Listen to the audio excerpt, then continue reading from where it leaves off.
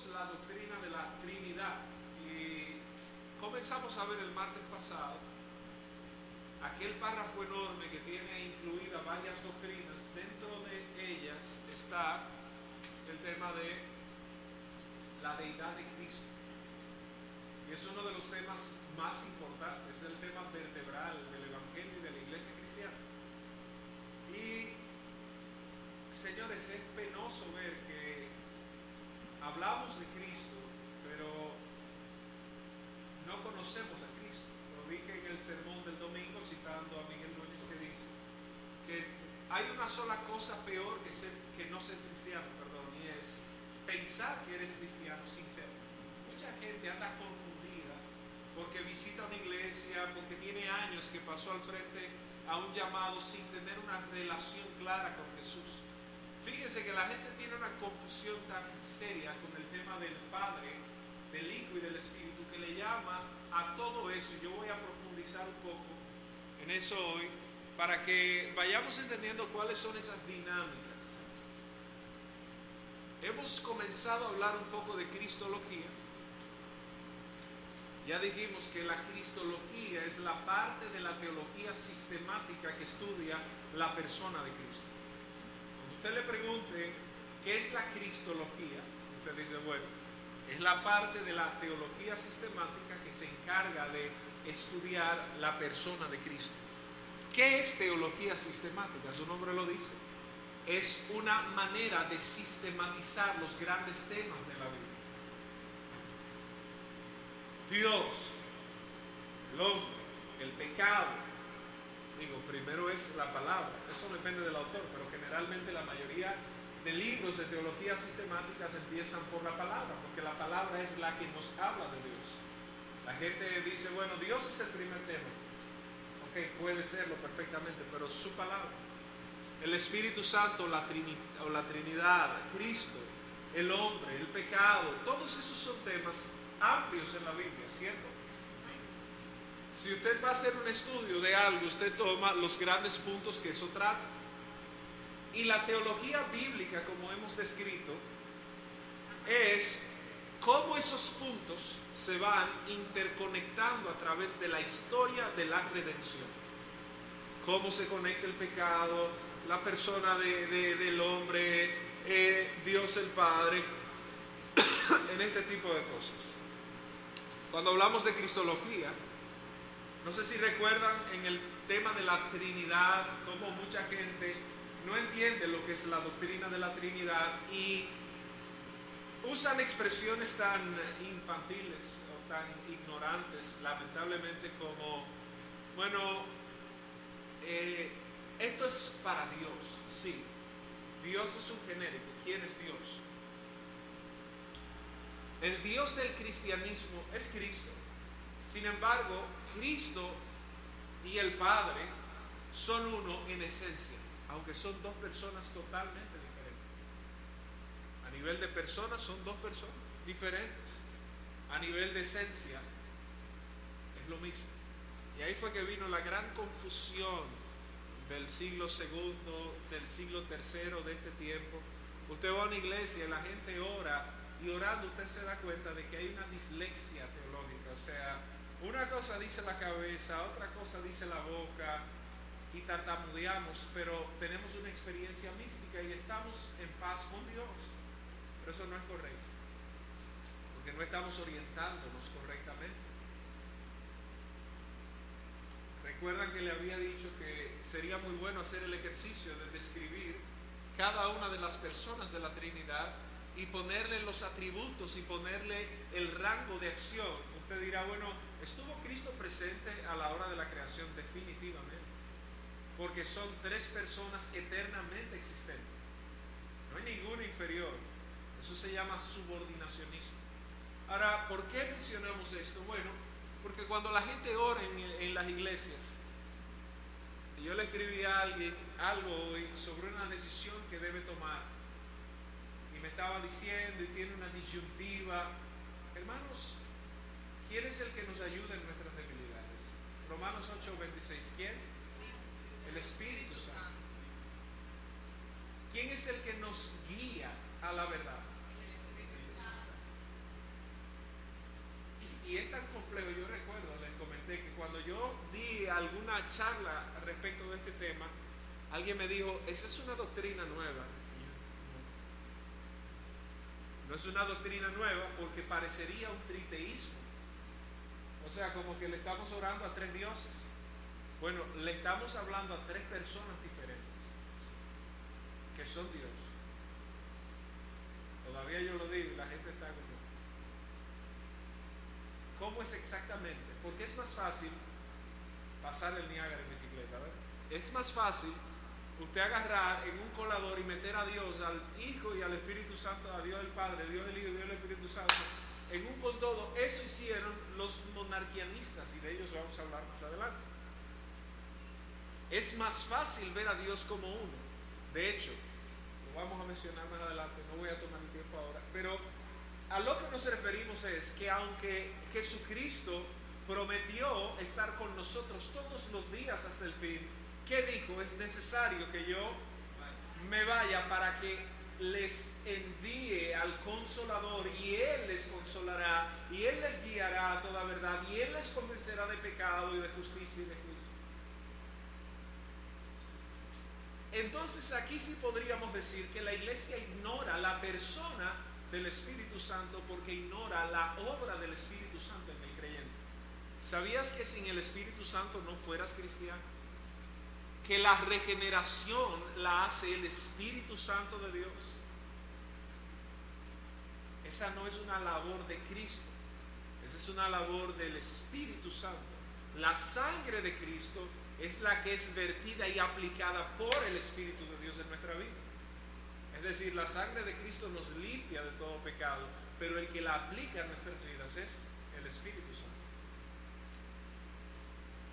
Parecería como una doctrina nueva, ¿verdad?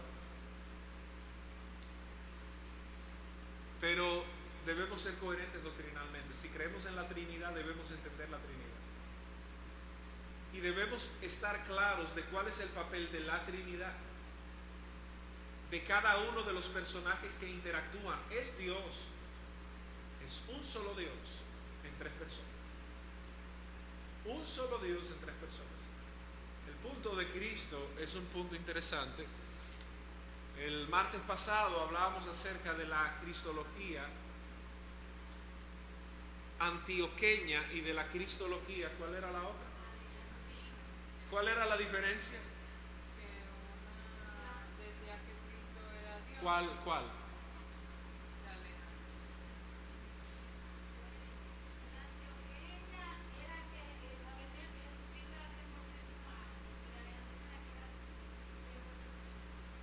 era 100% Se polarizaba. Pero mire dónde estaba el problema. Vamos a aprender el término teológico correcto. La teología, la cristología más bien de Antioquía era una cristología disyuntiva, así se llama. Disyuntiva. La antioqueña era una cristología disyuntiva. ¿Qué es una disyunción? Una separación. ¿Por qué es disyuntiva la cristología antioqueña? Por algo básico. Porque ellos querían separar puntualmente la deidad de la humanidad, porque querían hacer énfasis en la humanidad de Cristo. Por eso era disyuntiva. El problema fue que en muchos casos fue tan disyuntiva que de repente ya no había forma de usted juntarlos de nuevo. Y ellos se inclinaban a la humanista, a la parte humana de Cristo. Pero había otro factor en la cristología alejandrina. ¿Cuál era? Esta cristología se llama cristología unitiva. Disyuntiva es la de ¿dónde? La de Antioquía. Y unitiva es la de... Alejandría. ¿Por qué es unitiva? Porque ellos decían que era una sola cosa y lo unían tanto que entonces ya se hacía difícil separar. Aquellos lo separaban tanto que se hacía difícil, ¿qué cosa? Estos lo unían tanto que se hacía difícil. Y de ahí surgen cantidades de debates, cantidades de tendencias cristológicas, que en los grandes concilios, mencionamos el concilio de Nicea, mencionamos el concilio de Anferms, mencionamos el concilio de Constantinopla y el concilio de Éfeso en el año 431, donde se condenó a un hombre llamado Nestorio por haber usado el término Madre de Cristo.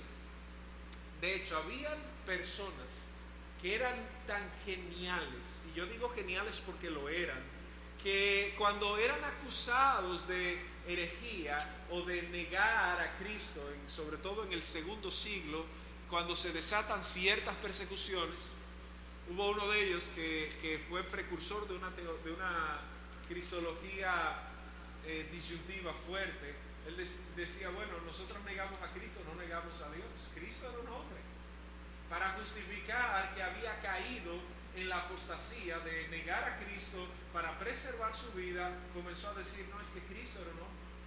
Y de ahí vienen ciertas herejías que vamos a mencionar. ¿Por qué esto es importante? Porque usted viene a una iglesia donde Cristo debe ser el Señor. Es preocupante cuando la iglesia no se nutre, cuando los hermanos de una iglesia cristiana son de todo menos cristianos. Una de las palabras que yo más escucho constantemente es la palabra de yo tengo una relación personal con Dios. Yo tengo una relación personal con Dios. Bueno, pero tiene una relación muy incorrecta con su iglesia. Yo tengo una relación personal con Dios, pero tú no tienes una vida devocional sana. No seas mentiroso. ¿Me doy a entender? Esas cosas no son congruentes. No son congruentes. Le pasa a mucha gente, ¿verdad? Muchos cristianos no conocen su fe, no conocen a Cristo y justifican sus vidas fuera de Cristo.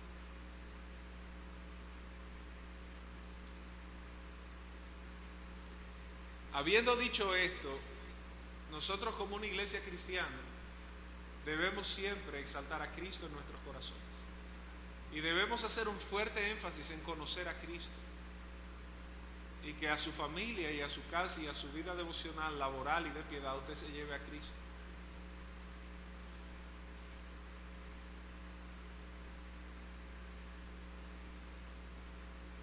Amén.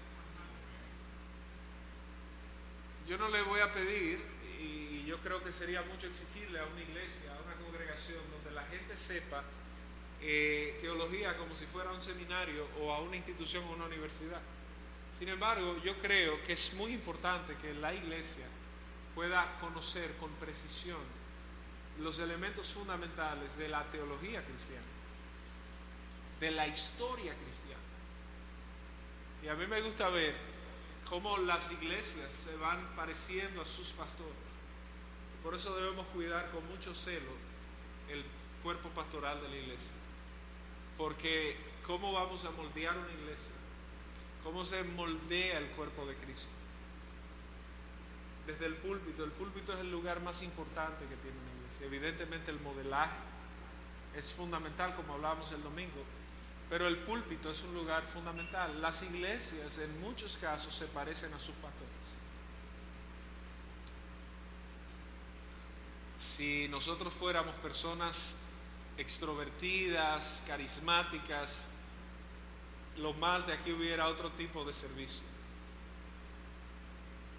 Hubiera un servicio donde los carismas, y yo no estoy en contra de eso, yo estoy más a favor de la palabra. Me invitaron ahora a un congreso ahí a predicar acerca de la reforma protestante en octubre, de la parte de la pre-reforma protestante. A mí me gusta mucho esa parte porque primero no mucha gente la domina y es una parte muy importante de la historia. Es como la precuela de la historia. ¿Qué pasó antes de lo que va a pasar?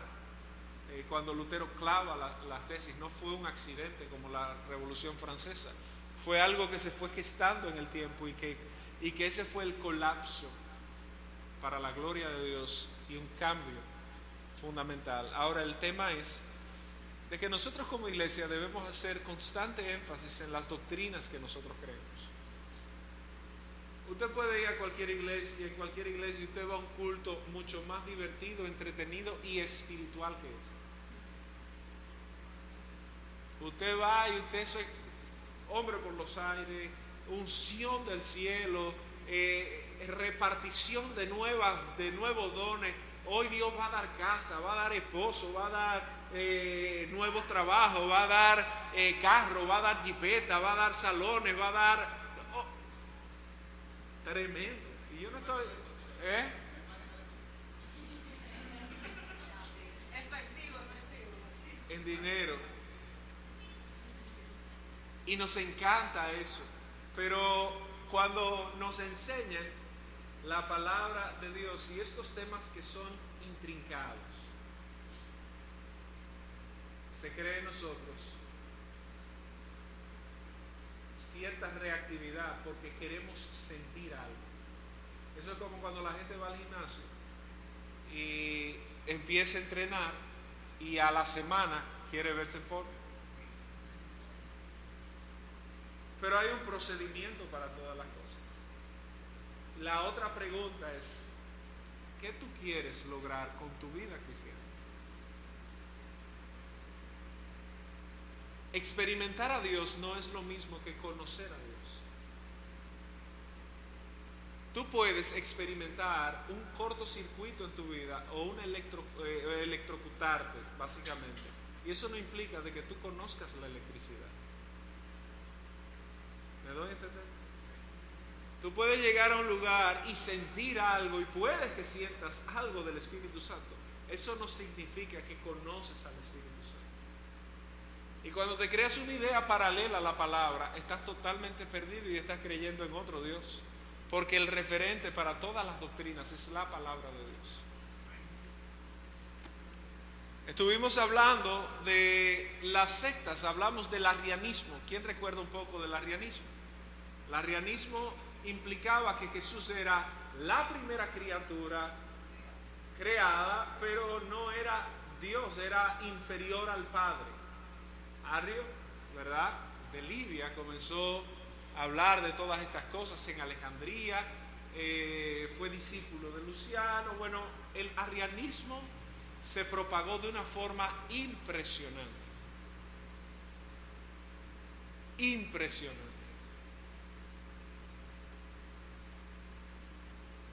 Hablamos de los ebionitas, que fue una secta del judaísmo. Se supone que Mahoma era de descendientes, o de ascendientes, perdón. No, sí descendía de ebionitas. Hablamos de los gnósticos y de su conocimiento muy especial, y yo vinculo mucho el movimiento gnóstico no solo a los Illuminatis, sino también a estos sistemas apostólicos del tiempo actual, donde, fíjese, cuando usted vaya a una iglesia y usted se tope con el cuadro de "eso lo dijo el apóstol", o se tope con que el apóstol es incuestionable, ahí hay un problema cardinal doctrinalmente hablando. Porque lo único incuestionable es la palabra de Dios. Pero esos sistemas de terror de el ungido de Jehová, que es una aberración de lo que el Antiguo Testamento utilizaba para hablar del ungido de Jehová. El ungido era sinónimo al rey. Ungido, rey. Samuel unge a David, unge a Saúl. El ungido de Jehová. Y de repente la gente aduladora, lambona, va a los lugares y le dice al pastor José que tú eres el ungido de Jehová. O se para desde el púlpito y usted invita a un adulador, ese es el ungido de Jehová. La ungida de papá. Y al alma o al ser humano como tal le gusta eso. Pero se crean culturas microcósmicas en la iglesia. De repente tú tienes una iglesia donde la gente comienza a usar estos lenguajes. El apóstol José. Y usted ve que entra José porque mis hermanos, por más humilde que usted sea, el reconocimiento agrada, hace coquilla. Usted llega a un sitio y llegó el apóstol José Rosario. Por eso usted ve en Instagram hermanos que tienen, y esto no tiene que ver con números, pero en este país y en Latinoamérica y en Estados Unidos se mide por números. Pero usted ve hermanitos de un movimiento apostólico y profético, y usted ve un grupo de personas que se llama X, pone una iglesia, instala 5 sillas y ese es el apóstol, y usted ve que utilizan unos términos. La aire dice que yo sufro a la gente, de verdad, ya me ataca con que a mí no, simple y llanamente yo creo que es aberrante ver lo que está pasando. Yo creo que eso es peligroso y yo creo que eso es dañino. Esta gente, oigan este tipo de lenguaje: te bendigo, papá, en el nombre de Jesús. Y yo digo, pero Dios mío, que el Eterno te bendiga en este día ahora. Es como un lenguaje que usted dice, pero ¿y qué es esto? Pero hay un misticismo detrás de todo eso. Te bendigo. ¿Y quién tú eres? Te bendigo. El apóstol me bendijo. Bueno, yo soy pastor de la iglesia en conjunto con los demás pastores, y sí, la Biblia dice que los ancianos deben ser llamados para orar. Entendemos eso claramente, pero que te bendiga cualquier hermano en la fe, yo no entiendo la diferencia. Obviamente Dios honra a los que enseñan la palabra, y el Nuevo Testamento y la Biblia le da preeminencia a los que van delante. Sin embargo, esa preeminencia no es sugestión espiritual, para nada. La preeminencia es por el deber de la enseñanza de la palabra de Dios. De hecho, lo que hace a un pastor eminente en una congregación es su fidelidad a la enseñanza de la palabra. Por eso Hebreos dice, míralo, obsérvalo de acuerdo a cómo ha sido su conducta. ¿Y cuál es el referente de la conducta de un creyente? Es la palabra, no es la moral social. Pero bueno, todas estas cosas que vemos hoy en día, cuando mencionamos a los gnósticos, estas palabras, y ojo, no estoy diciendo de que sea gnóstico, estoy haciendo una comparación desde mi punto de vista con este lenguaje que se maneja hoy en día. Usted va a los lugares y de repente estos sistemas, ¿no? El apóstol, la apóstol, y es un sistema de jerarquización total y de deificación al humano. Sacamos a Cristo de la ecuación y ahora queremos exaltar a los hombres. Y ahora es muy bueno porque, miren mis hermanos, el ser humano tiene dos grandes tendencias. Una es a ir delante y otra es a ir detrás de algo. O ser líder o ser liderado. Y cuando usted ve una figura que representa eminencia y respeto, que son dos cosas buenas, el otro resultado que usted va a ver es un grupo de agiotistas, especuladores y también tumbapolvos al lado de esa persona, el agua del apóstol, el refresco rojo del apóstol. Eso lo dijo el apóstol, como que no se equivoca. Hermanos, y eso es aberrante y es herético. ¿Me entienden? Es aberrante y es herético porque no es bíblico. Y el único árbitro para las cosas es la palabra de Dios. El sistema gnóstico, ¿qué implicaba? Implicaba claramente una desviación. Grandes congresos, y usted va a estos congresos que hacen estas iglesias, congreso apostólico y profético, pero no se predica la palabra, se predica de la palabra, pero no se enseña la palabra. Hablamos un poco de los docetas. ¿Quiénes eran los docetas? Y yo quiero usar un texto porque era una diversificación del gnosticismo. Vamos a ir a la carta de Juan para que ustedes vean.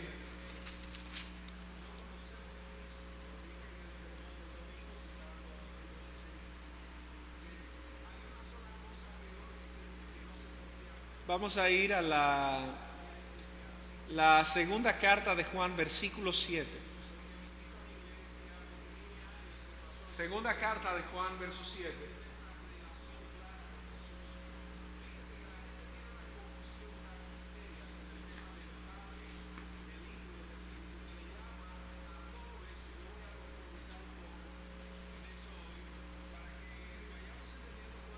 ¿Pueden leerlo ustedes? Porque muchos engañadores han salido por el mundo que no confiesan que Jesucristo ha venido en carne. Quien esto hace es engañador y el anticristo. El otro verso, el verso 8. Mirad por vosotros mismos, para que no perdáis el fruto de vuestro trabajo, sino que recibáis galardón completo. Verso 9. Cualquiera que se extravía y no persevera en la doctrina de Cristo, no tiene a Dios. El que persevera en la doctrina de Cristo, ese sí tiene al Padre y al Hijo. Y mira el verso 10. Contundente. Si alguno viene a vosotros y no trae esta doctrina, no lo recibáis en casa, ni le digáis bienvenido. Fíjese la importancia que la palabra de Dios le asigna a la doctrina de Cristo. Los docetas afirmaban que Cristo era una apariencia ilusoria para revelarse después, es decir, eran de una cristología muy alejandrina. Ojo con esto, ni Antioquía estaba errado ni Alejandría estaba errado, estaban en polos muy distanciados, pero los grandes teólogos generalmente fueron de Alejandría y de Antioquía. Atanasio, por ejemplo, fue de Alejandría, un grupo de hombres eminentes, pero esos dos polos llevaron a este tipo de cosas. El arrianismo no tenía ni siquiera idea de existir cuando Juan está escribiendo la segunda carta. Esto es en el primer siglo, a finales. Pero ya a finales del primer siglo, el gnosticismo había encontrado sus raíces y habían gente que andaban afirmando claramente que Cristo no había venido en carne. Y fíjese la apologética tan clara del apóstol Juan. Si alguno viene afirmando esto, no lo recibas, ni le digas bienvenido. El que permanece firme en la doctrina de Cristo, fíjese, este sí tiene al Padre y tiene al Hijo. Esas son las cosas que nosotros debemos ir viendo. Ahora, una doctrina importante se llamó el monarquismo. Y todas estas cosas lo que buscaban era apañar o explicar. No todas surgieron de un corazón malo. O apañar o explicar la unión que había entre el Padre y el Hijo. Se creía en la unión del Padre y del Hijo y se creía en la deidad del Hijo, pero no se entendía cómo funcionaban las dos cosas. De hecho, todavía hoy hay muchas discusiones de cómo funciona. Hay algunos que son unitarianistas, hay otros que son trinitarianistas. Y el unitarianismo y el monarquianismo es muy similar. Permítame explicar el monarquianismo. Los monarquianistas se dividían en dos grupos. Quiero citar. Uno, los dinámicos. ¿Cómo se llamaba este grupo? Los dinámicos. Y el otro, modalista. ¿Cómo? Ok, permítame explicar el racionalista. El dinámico o racionalista, monarquianismo dinámico, afirmaba a Cristo como un mero hombre lleno del poder divino, como Elías o como Moisés. Ese poder divino existía en Cristo desde el principio de su vida, pues los monarquistas admitían que Jesús había sido generado sobrenaturalmente por el Espíritu Santo sin contacto humano. A esta clase de monarquianismo pertenecían varios grupos. Los teodosianos, podemos citar también a los artemistas. ¿Y qué explicaban estos? Simple y llanamente, ellos negaban la personalidad del Logos y del Espíritu Santo, considerándoles solamente poderes de Dios como son la mente y la razón del hombre. Es decir, para simplificarlo, Cristo era una expresión de Dios o una forma de Dios, pero no era una persona. ¿Me doy a entender? repito, Cristo era una expresión de Dios. Como que usted tiene la mente, como que usted tiene el alma, pero Cristo no era una persona puntualmente, sino que era simple y llanamente la continuación de algo. En pocas palabras, para explicarlo más sencillo, el monarquianismo dinámico explica que Dios el Padre, y eso le llaman patripacianista. O sea, perdón por los términos, pero es así que se llama. Bueno, ¿qué más?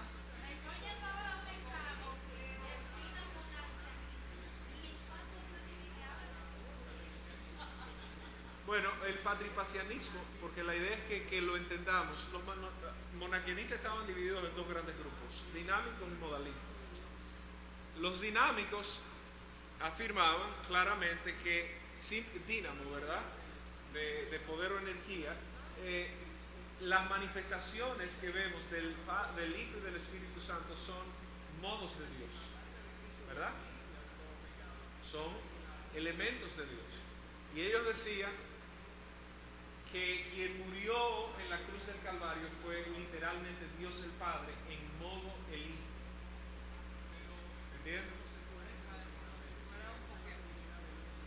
Pero literalmente era un modo, no era una persona.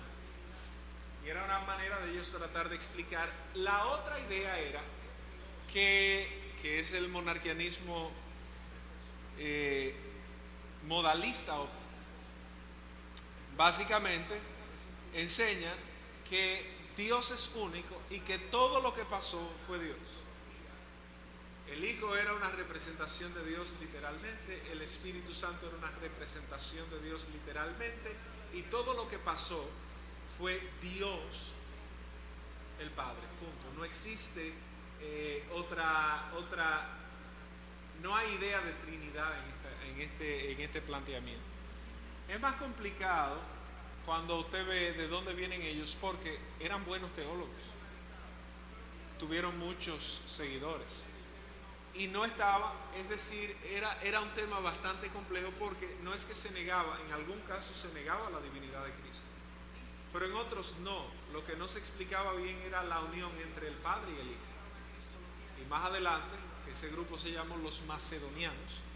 Ellos reconocían la deidad de Cristo, pero decían: ¿y quién es el Espíritu Santo? Es una fuerza, como los testigos de Jehová dicen. No, pero creen que Cristo es el Hijo de Dios. Los testigos de Jehová son, no el Hijo de Dios, un gran profeta, son un híbrido del arrianismo y el monarquianismo en cuanto a la cristología.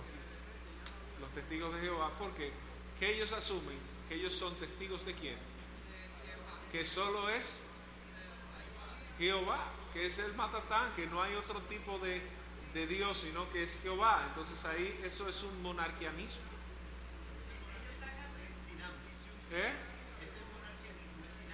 No, bueno, podría ser, porque ellos van a decir sí, que lo demás, en el caso de Cristo es un arrianismo, porque ellos dicen que fue un super saiyajin, pero no Dios, y que el Espíritu Santo es una fuerza, es un híbrido ahí. Pero fíjense cómo estas cosas se van repitiendo y repitiendo. Los docetas son una variante de los gnósticos. Es una varianza de los gnósticos. Hubo una doctrina muy famosa que yo debo mencionar, que fue el sabelianismo.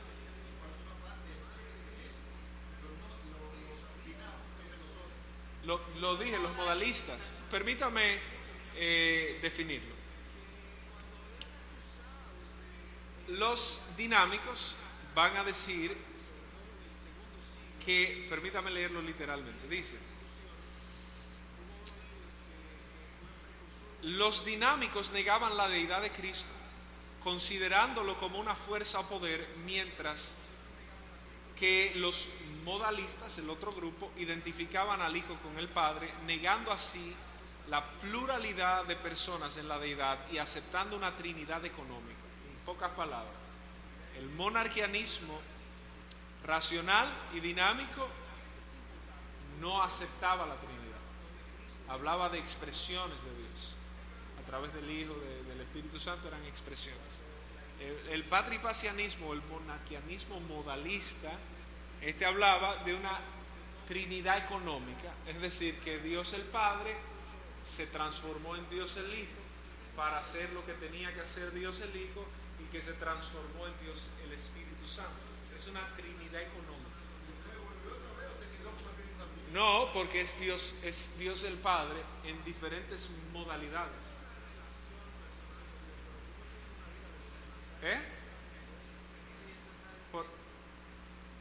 No es difícil, es su planteamiento.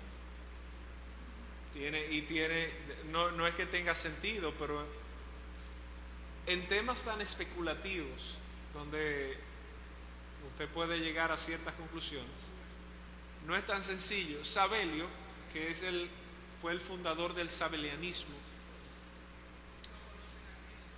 fue un monarquianista modalista que le dio el auge a ese movimiento, porque él enseñaba, uno, que Dios se autorrevela en tres modos diferentes. Primero, como Padre creó todas las cosas y le dio la ley a Israel. Dos, como Hijo tomó la tarea de la redención. Tres, como Espíritu Santo, después de haber completado la obra de la redención. Cada una de estas formas de manifestación, según Sabelio, se efectúa cuando la otra termina. Es decir, Sabelio afirmaba que la deidad era unipersonal. Rotundamente negaba que Dios fuese Padre, Hijo y Espíritu Santo al mismo tiempo. En resumen, los adeptos del monarquianismo querían proteger la unidad de Dios, pero al hacerlo cayeron en el error del unitarianismo. Era lo que decía ahorita. Trinitarianismo, unitarianismo. Querían defender la integridad de Dios al punto de que negaron la doctrina de la Trinidad. Ahora, yo no los culpo a ellos porque, como ustedes sabrán, y ustedes van a decir, bueno, este es un tema tan complicado. Imagínense hombres y mujeres, hombres en este caso, porque en esos siglos los más educados eran los hombres, que se pasaban la vida entera estudiando eso. Usted viene, pero usted va a ver la novela, o está esperando que salga House of Cards o que salga cualquier serie en Netflix para ir a ver. Usted está pensando qué va a hacer mañana, y si ya son casi las 9 para ir a freír un huevo y a comerse un plátano. Esta gente vivían y respiraban la teología. Vivían y respiraban lo que hacían.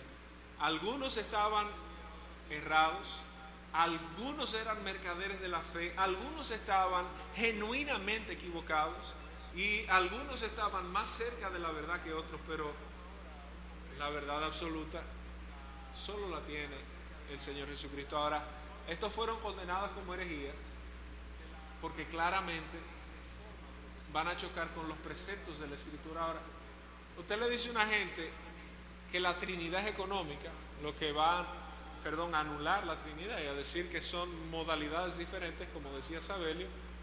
Dios el Padre creó el mundo, y creó la ley, y después se transformó en Dios el Hijo para redimir los problemas, y después en el Espíritu Santo.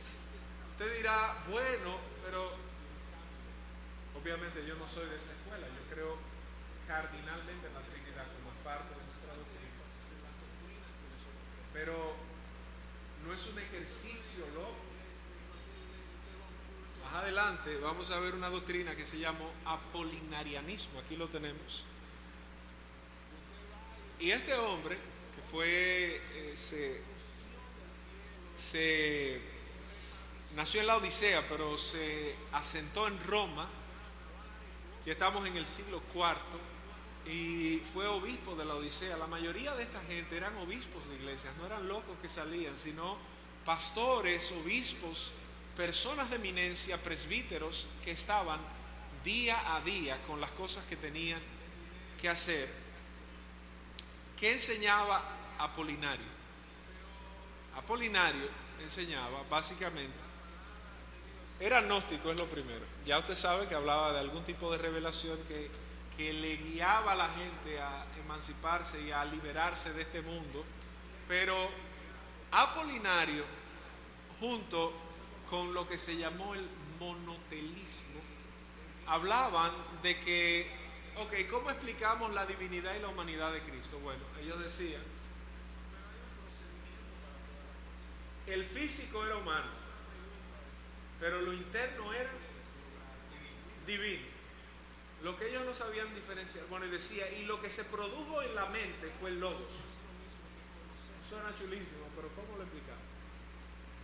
Y ellos tenían su forma de explicarlo. Sin embargo, las grandes dudas e interrogantes que salen de estas doctrinas es, si Cristo era humano en su cuerpo, ¿cómo fue capaz de no pecar con su cuerpo? Porque su cuerpo era una naturaleza caída.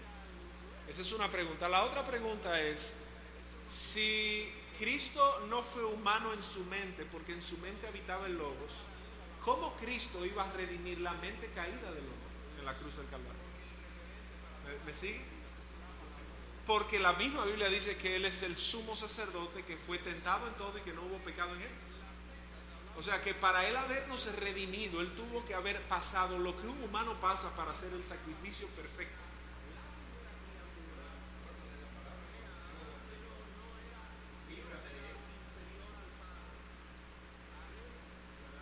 Entonces, ¿cómo redimió? ¿Cómo la obra de Cristo está incompleta en la cruz del Calvario si no fue 100% hombre? Por eso el credo niceno y grandes defensores como Atanasio van a decir es que no, es que fue 100% hombre y 100% Dios. ¿Por qué 100% Dios? Porque solo Dios podía satisfacer la ira de Dios. ¿Por qué 100% hombre? Porque solo un hombre, como el que fue creado en el Edén, podía volver a darle legitimidad a la naturaleza caída a través de su sacrificio. Y quiero terminar con esta para el martes que viene, avanzar, ya no en Cristología, sino entrar en el otro punto. Recuerde que esto no es un seminario doctrinal, sino estos son, el tema de estos próximos martes es integración de nuestras doctrinas. Obviamente hay que tocarlas porque no podemos quedarnos analfabetos sobre los temas. Pero una que se puso muy de moda, bueno, me faltó el eutiquianismo, que fue fundado por Eutiques en el siglo IV y V. ¿Qué decía Eutiques? Eutiques hablaba de que después de la encarnación, Cristo solo tenía una naturaleza. Y él habla de lo que se llama, usted lo puede buscar en internet, monofisismo. O sea, Cristo tuvo una sola naturaleza. Y volvemos al tema. Fíjense que todos se solapan los unos por los otros. La idea es decir, bueno, en Cristo no hubo parte humana o parte espiritual. Él dice, Cristo cuando se encarna es el Logos divino. Y por ahí comienza a desarrollar una serie de pensamientos que va a ser luego catalogado de herético. Mencionamos el adopcionismo para ir cerrando, y fue una controversia importante que lo que implicaba era que Cristo era un mero hombre al que Dios lo había adoptado, Dios el Padre lo había adoptado después de su bautismo por sus grandes dotes y cualidades, etcétera, etcétera, etcétera. Es decir, Cristo se ganó como hombre que fuese adoptado por el Padre, por eso se llama adopcionismo, y que lo abandonó en el huerto del Edén. Cristo como hombre murió en la cruz. Cristo como hombre nace, es adoptado por el Padre, hace grandes cosas y luego es dejado por el Padre para que el hombre sufra lo que le toca sufrir. La hermana Yocasta el martes pasado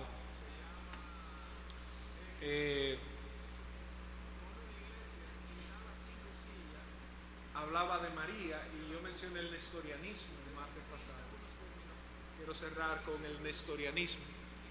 Nestorio planteó una idea muy clara, y Nestorio dijo, bueno, María es la madre de Cristo, no la madre de Dios. Y lo planteaba porque él decía, María es la madre de Cristo en función de que ella no podía ser la madre de Dios. Porque como María engendró a Dios, si Dios es sempiterno. Sin embargo, Nestorio fue un hombre impulsivo, fuerte, muy preparado, fue presbítero, fue obispo también. Nestorio fue una persona muy eminente. De todo lo que hemos hablado, hermanos, no son locos como los de ahora, que ponen una iglesita y arrancan por ahí, ¿no? Esta gente eran gente de mucho calibre, errados en muchos puntos, pero con mucho calibre pedagógico y con mucho calibre académico, porque se dedicaban a eso.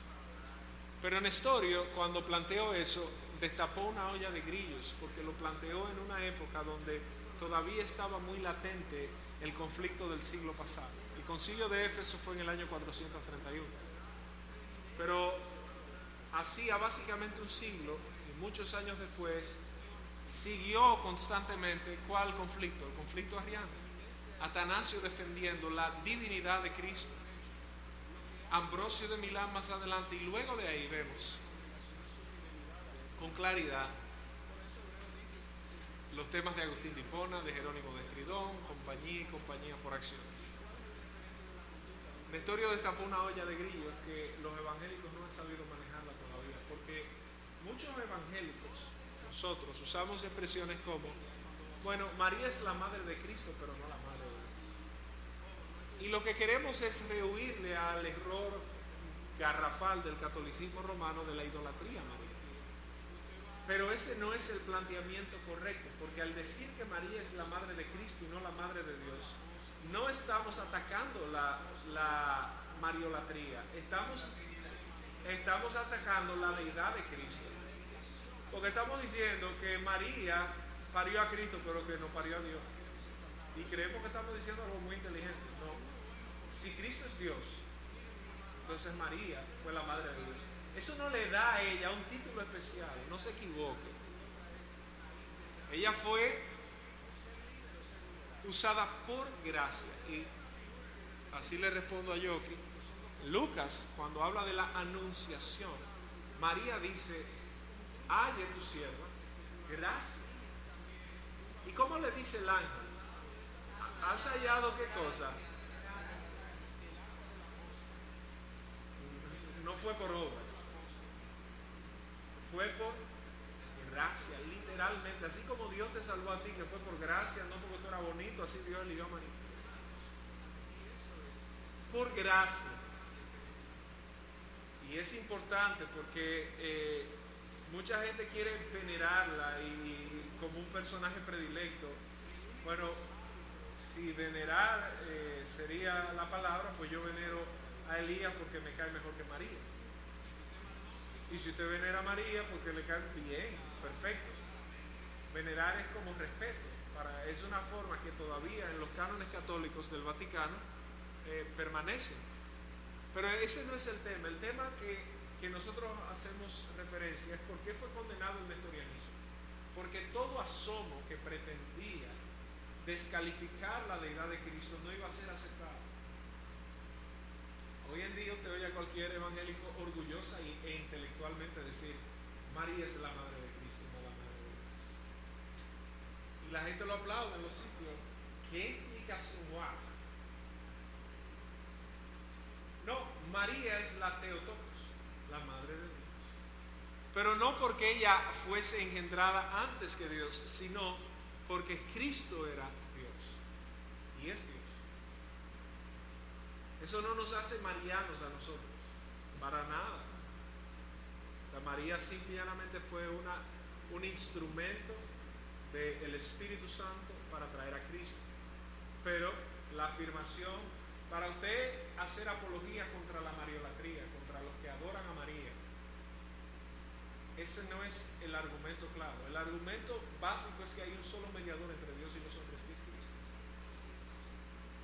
No es un tema de pasiones, es un tema histórico. Podemos hacer, en algún punto yo podría hablarles de cómo se introduce el culto a María en la iglesia, cómo responde a una necesidad social que había, que la iglesia comenzó a reemplazar las deidades romanas porque el imperio se había cristianizado y comenzó a reemplazar las deidades romanas para introducir las figuras cristianas. De ahí usted ve que viene la Navidad. La Navidad como tal era la fiesta del nacimiento del sol. Quienes se intercambiaban regalos eran los paganos y los romanos. Y esas tradiciones fueron interjectadas hacia el cristianismo, simple y llanamente como una fusión social, lo que se conoce como sincretismo, que quizás lo quisieron hacer de la mejor gana, pero no midieron las consecuencias y los errores. Ellos pensaron que le estaban haciendo un bien. Bueno, para que en esa casa se hable de Júpiter o de Luna, mejor que se hable de María. Muchos ricos antes se usaban en los ajuares, las vestimentas, se usaban pinturas, o sea, se grababan las telas y se utilizaban escenas épicas. Los ricos andaban con mantos que tenían grabados de historia. Y los ricos que se fueron convirtiendo al cristianismo comenzaron a tejerse sobre sus mantos la cena del Señor, el paralítico de Betesda, el pastor y sus ovejas. Y eso está buenísimo. El problema es que su conducta no cambiaba. Entonces cambiaba su imagen, pero nunca cambiaba su conducta. Exactamente lo que pasa en este tiempo. Adrián, terminando. Entiendo que el teólogo más como aceptado o algo así debía hacer una fusión de lo que sería la Alejandría y lo que sería Antioquía, para poder estar más o menos balanceado, porque los dos puntos son extremos. Bueno, Perdón, pero Lle- la lle- otra parte ajá. yo entiendo que la gran mayoría de evangélicos que yo conozco, entiendo que prácticamente la doctrina, por lo menos que yo vi, es más o menos como la monárquica Modalista. modalista, porque realmente así es que plantean a la Trinidad. Como que Dios en un momento es Jesucristo, en un momento es algo así es. O sea, eso es lo más común que yo puedo ver.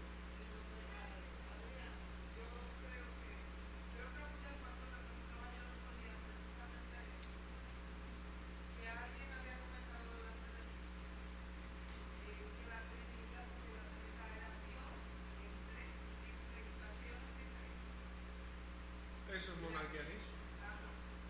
Pero eso es lo que mayormente.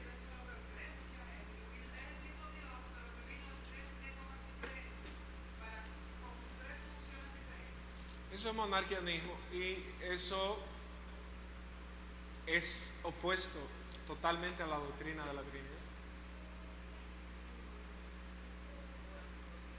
O sea, sucede que la mayoría de gente cree que está haciendo que está viviendo la Trinidad o hablando de la Trinidad con eso. Ese es el punto. Es lo que dije, hay un híbrido y una mezcla, y usted va a una iglesia cristiana. Por eso hice una introducción sobre ese punto de la confusión que hay, mi hermano. Porque es que el tema es que usted agarra un pastor y el 80% de los pastores son analfabetos teológicamente hablando. El 80%, literalmente. Entonces, usted agarra a un pastor que tenga toda la buena intención del mundo y sea un hombre de Dios piadoso, gente que ama la obra, que ama las ovejas, que son hombres de oración, que son mujeres de oración, gente gente entregada al Señor, pero son analfabetos teológicamente. Y usted dirá, y este es el dilema de mucha gente, ¿tiene un pastor que estar preparado para pastorear?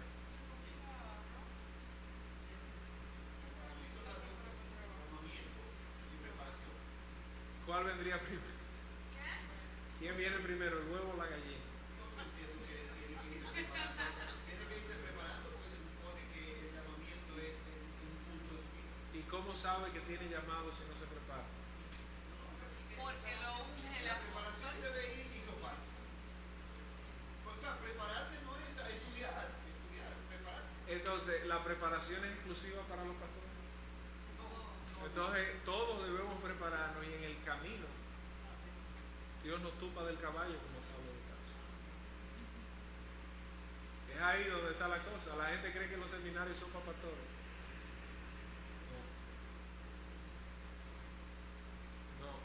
teología es del cristiano. Tu pasión debería ser estudiar la palabra de Dios. No para contender sobre opiniones, como dice el mismo texto bíblico, para conocer a tu Dios. Vamos a cualquier sitio y lo que vemos es una mezcla de eso. Y si usted estudia medicina, todos los médicos pasan por una fase hipocondríaca, una fase donde creen que tienen todas las enfermedades que están estudiando, porque empiezan a decir, bueno, todos los que estudian patologías, de repente comienzan a usar esos términos y comienzan a ver patologías en todo el mundo. Entonces tú tienes, los psicólogos, tú tienes un condicionamiento, bla, bla, bla, bla, bla, bla, bla. Y por eso era una patología. Oye. No, la patología, tú eres un psicótico, neurótico, bipolar, ¿eso es una patología? Ah, ok, más o menos. No, eso es una conducta bipolar, te etiquetan inmediatamente. Y si pasa por el 28, todo te le pega. Todos salen locos. Pero no pasa a mí. Yo conocí un psiquiatra que dijo que Cristo era homosexual y que había tenido relaciones con María Magdalena. No, pero eso no es que sea loco, eso es una corriente que enseña eso. ¿Eh? Los teólogos, entiendo yo que algunos de esos teólogos que usted menciona, entiendo yo que debieron en algún momento hacer un equilibrio entre Alejandría y Antioquía. Antioquía. Se hizo Atanasio cuando se dio cuenta de que estaba cerca de la fórmula nicena, el credo de Nicea. Atanasio, claro, el credo de Nicea es en el 325, pero más adelante se va a ratificar en varios concilios, y Atanasio logra una fórmula donde tanto Alejandría y Antioquía logran comulgar un poco, y es una palabra que se llamaba homoiousia en griego, pero eso es un poquito más profundo. Pero sí, ahora, ninguna escuela polarizaba porque debemos polarizar, sino que cada escuela tenía su forma de interpretar las cosas. De hecho, Orígenes, que fue de Alejandría en el segundo siglo, Orígenes decía, en Alejandría se compite por ver quién es más caritativo, pero la caridad no era un tema de piedad, la caridad era un tema de competencia social. Quien diera más dinero a la iglesia era más espiritual. O sea que es el mismo mal de ahora, los mismos predicadores. Había predicadores del siglo II, obispos que andaban con seguridad. O sea que estos apóstoles de este tiempo, para que se lo sepan, porque entonces es el mismo circo. Yo escuché a una señora decir, Señores, ya no vamos. es que quiere yo ver así. No, yo no voy a ver serio. Se acabó la mía, el comandante. Se murió Hugo Chávez. Esta señora le decía que hay que hacer un pacto, que el más espiritual, un pacto de $10,000. Entonces, Entonces los pobres van para el infierno. Aquí hay que hacer un pacto, pero de $1 millón. Así que aquí póngase los $10,000. Y aquí Elena, que se le pega, que oró por el huracán. Ah, sí, sí. Aquí póngase los $10,000 y aquí póngase los de 5. Y una señora fue con algo que costaba como $100. Y ella dijo, eso no cuesta ese yo cuánto. no, esa es, sí, Ana Méndez. Ana Méndez. Ana Méndez Ferrell. Eso no cuesta eso. Esa abuela en Eso no escoba. cuesta aquí, porque eso no cuesta eso. Usted lo que está es jugando con Dios. Oye, No, y venden cuadros ungidos, libros con el término, libros de salud farmaqueia, el espíritu de farmaqueia. Farmaqueia es la palabra griega para definir farmacia, o sea, toda enfermedad es un espíritu. Pero bueno, eso es tema de otra clase. Para cerrar, señores, tenemos que conocer nuestra fe. La responsabilidad del cristiano es prepararse. Una de las cosas que me gusta en el seminario donde estoy es que veo gente que no son pastores y usted lo ve fajado ahí, estudiando pero gente, doña Luz, que es una profesora ya que la quieren retirar obligado. Es una mujer, esa señora tiene que tener como 80 años. Como 80 años tiene esa doña, usted la ve fajada ahí y que no se acuerde. Yo, doña Luz, pero ¿cómo usted se va a acordar de su hijo? Pero usted la ve ahí, no falla con su preparación. Y otro señor de una iglesia que no es ni diácono, ni pastor, ni nada, y va a oír esta gente cuando empezamos a matarnos con que si usted dijo que no, que la ley moral, y gente que dice, bueno, si estos pastores están, pero es parte del ejercicio. Pero bueno, vamos a orar, vamos a recoger las ofrendas y los diezmos y así nos marchamos a nuestros hogares. Vamos a estar de pie. Recuerden orar por nuestro hermano Nepo, amén. Que el Señor guarde su familia, que el Señor bendiga su casa. Mi hermana Isabel ore para despedirnos y ore por los diezmos.